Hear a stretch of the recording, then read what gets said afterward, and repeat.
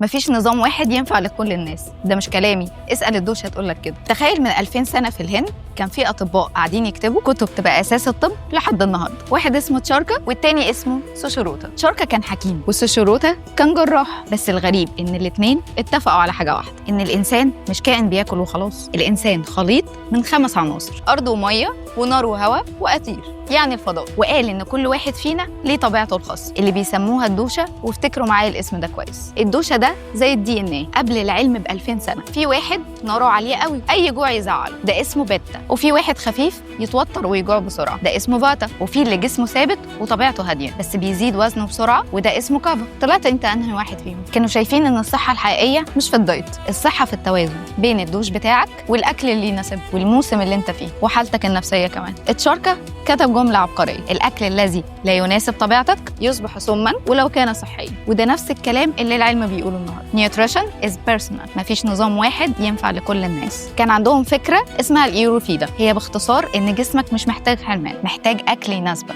أنت ومزاجك وطاقتك وموسم حياتك. وده من أقدم أشكال التغذية في التاريخ. اكتبوا لي في الكومنتس، طلعتوا بيتا ولا فاتا ولا كافا؟